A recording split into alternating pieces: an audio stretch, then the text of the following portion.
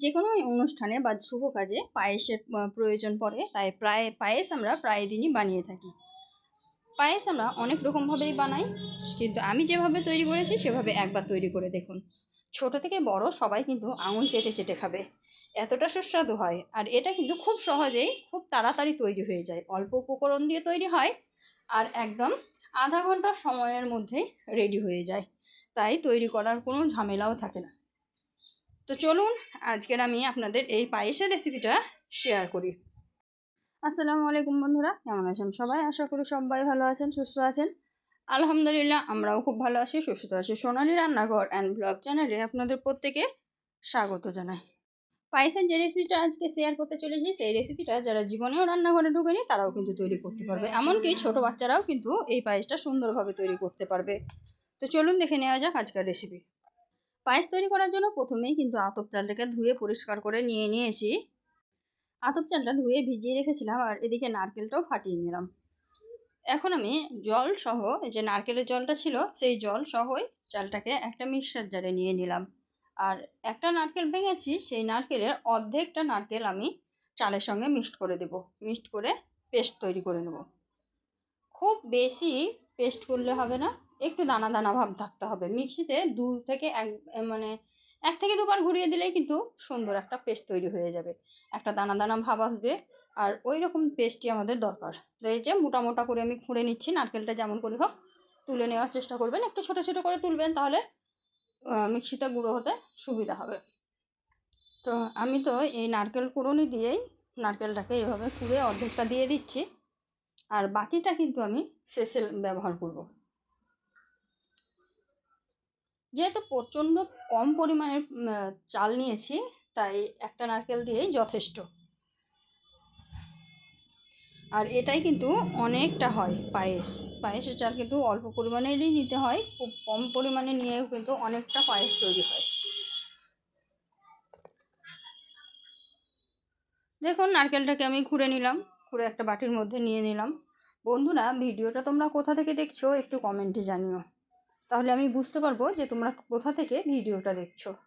আর ভিডিওটি যদি ভালো লেগে থাকে অবশ্যই একটা লাইক দিয়ে দিও, লাইক দিয়ে পাশে থাকা বেল আইকনটিকে প্রেস করে দিও, আমাকে একটু বন্ধু করে পাশে রেখো। আর ভিডিওটা একটু শেয়ার করে দিও। এই তো দেখতেই পাচ্ছ আমি নারকেল খুঁড়ে নিলাম। এখন আমি এটাকে মিক্সিতে দিয়ে দিয়েছি, মিক্সিতে গুঁড়ো করে নেব।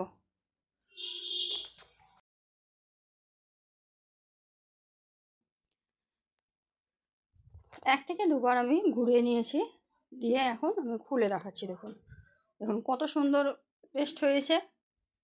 এই যে একটু দানা দানা ভাব আছে, এইরকমই দানা দানা ভাব থাকবে। আমি চেক করে দেখিয়ে দিলাম। এই যে এখন আমি একটা পাত্র নিয়েছি যেটাতে আমি পায়েসটা তৈরি করব। সেটাতে যে দুধ দিয়ে বসিয়ে দিয়েছি। পায়েসটা পুরোপুরি দুধ দিয়েই তৈরি করার চেষ্টা করবেন, তাহলে কিন্তু বেশি সুস্বাদু হবে। তাই আমি পায়েসটা দুধ দিয়ে তৈরি করব, তাই দুধ দিয়ে গরম করতে বসিয়ে দিয়েছি। আর এতেই কিন্তু এখন আমি দিয়ে দিব দুটো এলাচ, একটু সুন্দর ফ্লেভার আসার জন্য। তো এই যে দেখতেই পাচ্ছেন এলাচ দিয়ে দিলাম। এখন আমি এর মধ্যে দিয়ে দিব যে মিক্সিতে গুঁড়ো করা রাখা নারকেল আর চালের গুঁড়ো।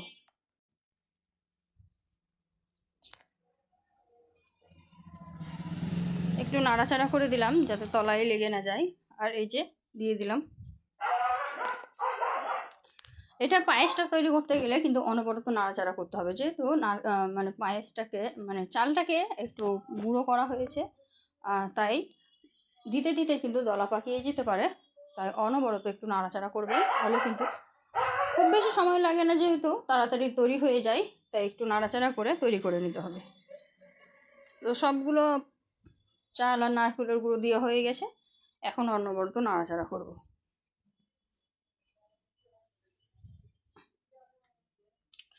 ভালোভাবে যদি লক্ষ্য করেন তাহলে বুঝতে পারবেন যে নাড়াচাড়া করতে করতেই কিন্তু দেখতে পাবেন যে এটা অনেকটা গাঢ় হয়ে আসবে।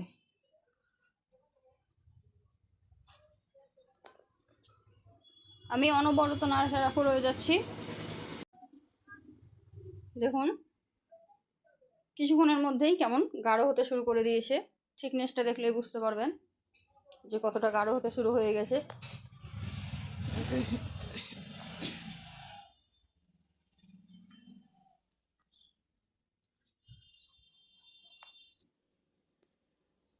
এইভাবে অনবরত নাড়াচাড়া করতে করতেই এক পর্যায়ে দেখবেন চালগুলো সব সিদ্ধ হয়ে যাবে। আমি কিন্তু বারবার তুলে তুলে দেখছি যে চালটা সিদ্ধ হয়ে গেছে কিনা, কারণ চালটা সিদ্ধ করতে খুব বেশি সময় লাগবে না। এই যে দেখুন কতটা গাঢ় হয়ে যাচ্ছে।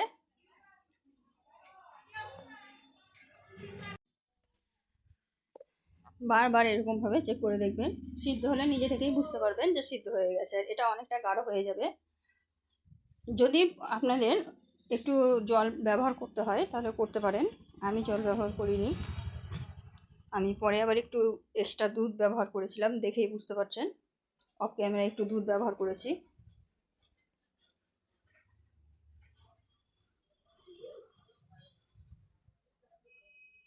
অনবরত নাড়াচাড়া করতে করতে কিন্তু এটা সিদ্ধ হয়ে গেল। এখন কিন্তু আমি এর মধ্যে একটু পাউডার দুধ অ্যাড করব, তাহলে কিন্তু এর টেস্টটা আরও বেড়ে যাবে।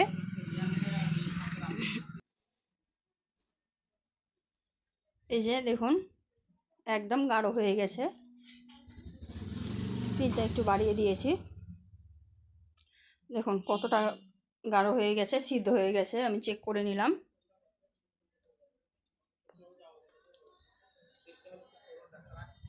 এখন সিদ্ধ হয়ে গেছে। এখন এর মধ্যে আমি গুঁড়ো দুধটা দিয়ে দিব। 4 চামচ গুঁড়ো দুধ নিয়েছি, তাতে জল দিয়ে একটু ঘুলে নিয়েছি। এই যে জল দিয়ে ঘুলে দিবেন, নাহলে কিন্তু দলা পাকিয়ে যাবে, তখন কিন্তু খেতে ভালো লাগবে না। তো রান্নার প্রসেসটা একদম কমপ্লিট হয়ে গেছে। এখন কিন্তু এখানে আমি চিনি অ্যাড করব। তো সামান্য একটু গুড় ছিল, সেটাও কিন্তু অ্যাড করে দিলাম। কালারটা সুন্দর আসবে আর খেতেও ভালো লাগবে। আমার কাছে গুড় ছিল না, তাই নাহলে কিন্তু পুরোটাই গুড় দিয়েই তৈরি করতাম। তো গুড়টা দিয়ে দিলাম। এখন এর মধ্যে কিন্তু চিনিটাও অ্যাড করে দেবো।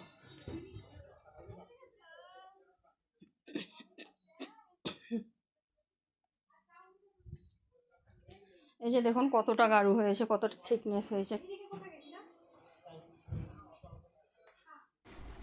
গুড়টা নাড়াচাড়া করে মিক্সড করে দিলাম। এই যে গাঢ় করে নিয়েছি, এখন চিনি দিয়ে দিব। চিনিটা দিলে কিন্তু চিনিটা গলে অনেকটা পাতলা হয়ে যাবে। চিনি দিয়ে দিলাম। আর চিনিটা কিন্তু আমি অল্প পরিমাণে দিয়েছি, কারণ এটা অল্প মিষ্টি করব, তাই আপনারা কম বেশি করে নিতে পারেন।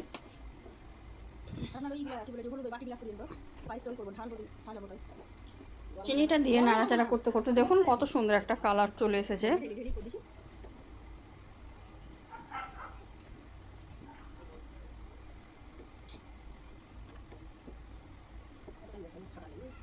চিনিটা গলে দেখুন একটু পাতলা হয়ে গেল।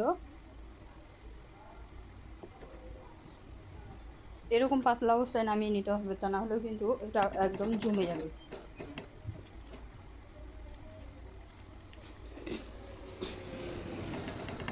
তো দেখুন ভালোভাবে ফুটে গেছে, চিনিটাও ভালোভাবে গলে গেছে, ফুটে গেছে। আমি গ্যাসের আঁচটা বন্ধ করে দিলাম।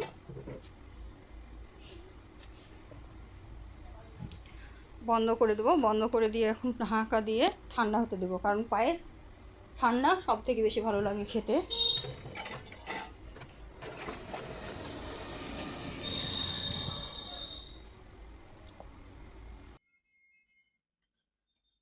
এখন ওপর থেকে আমি একটু নারকেল কুড়ে মিক্সড করে দেব।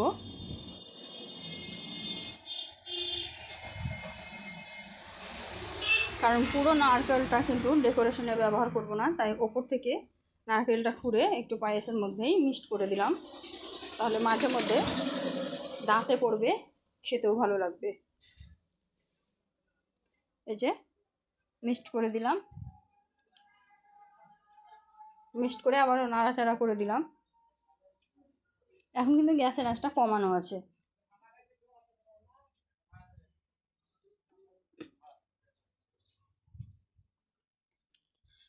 তো সুন্দরভাবে মিক্সড হয়ে গেল দেখুন।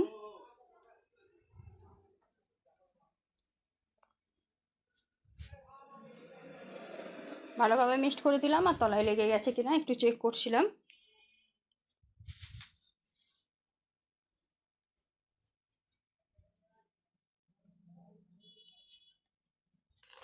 তো পায়েসটা একদম পারফেক্টভাবে রেডি হয়ে গেল। আর কিছুই করতে হবে না। এখন গ্যাসের আঁচটা বন্ধ করে দিয়ে ঢাকা দিয়ে রেখে দিয়েছিলাম। তো পায়েসটা এখন পর্যন্ত গরম আছে। এখন আমি একটা পাত্রে সেট করতে দেব, মানে একটা পাত্রে ঢেলে নিব। এই যে একটা পাত্র নিয়েছি, এই পাত্রের মধ্যেই রেখে দেব।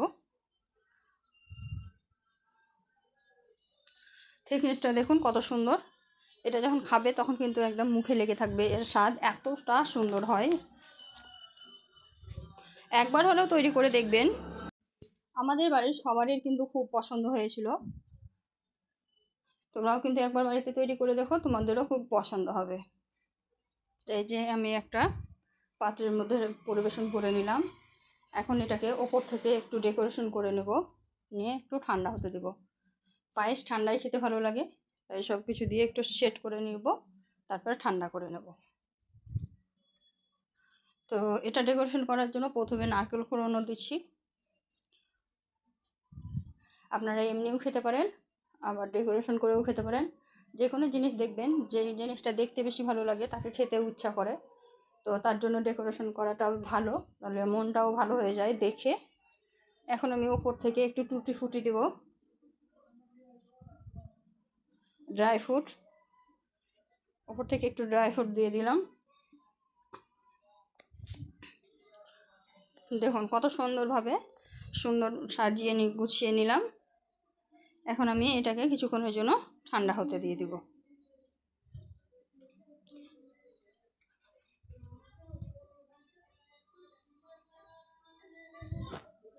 বেশ কিছুক্ষণ আমি ঠান্ডা করে নেব, যতক্ষণ সময় লাগবে। পায়েসটা সুন্দরভাবে ঠান্ডা করে নিয়েছি। এখন আমি চামচে তুলে দেখাচ্ছি, দেখুন কতটা সুন্দর লাগছে, কতটা লোভনীয়। দেখুন এটা এতটা সুন্দর লাগছিল দেখতে, আর খেতে তো দুর্দান্ত হয়েছিল, কোনো কথাই হবে না। তো বন্ধুরা, আজকের ভিডিওটি কেমন লাগলো অবশ্যই কমেন্টে জানাবেন। আর যদি ভালো লেগে থাকে অবশ্যই লাইক শেয়ার কমেন্ট করতে ভুলবেন না। আর কী ধরনের ভিডিও আমার কাছে দেখতে চান সেটাও কিন্তু কমেন্টে জানাবেন। আজকের ভিডিওটা এই পর্যন্ত, দেখা হবে এই ধরনেরই আরও নিত্য নতুন রেসিপি নিয়ে পরবর্তী ভিডিওতে। ততক্ষণ সবাই ভালো থাকবেন, সুস্থ থাকবেন, আর আমার জন্য একটু বেশি বেশি দোয়া করবেন। খোদা হাফিজ।